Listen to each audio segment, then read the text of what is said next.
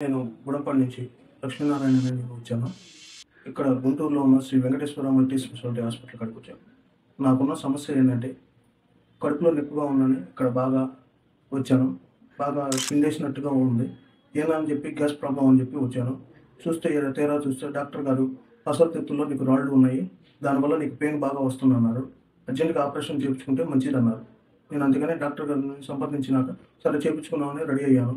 తీరా చూస్తే ఆపరేషన్ చేయాలి, ఇప్పుడే మీరు తొందరగా చేయించుకోండి అన్నారు. సరేలే అని నేను మా ఇంట్లో అందరితో సంప్రదించి ఆపరేషన్ చేయించుకోవడానికి రెడీ అయ్యాను. ఇప్పుడు చేయించుకోవడానికి ఆపరేషన్ థియేటర్‌కి వెళ్ళాలంటే నాకు కొంచెం భయంగా ఉంది. ఏం కాదని డాక్టర్ గారు మంచి ధైర్యాన్ని నాకు ఇచ్చారు. మంచి సపోర్ట్‌ని ఇచ్చారు.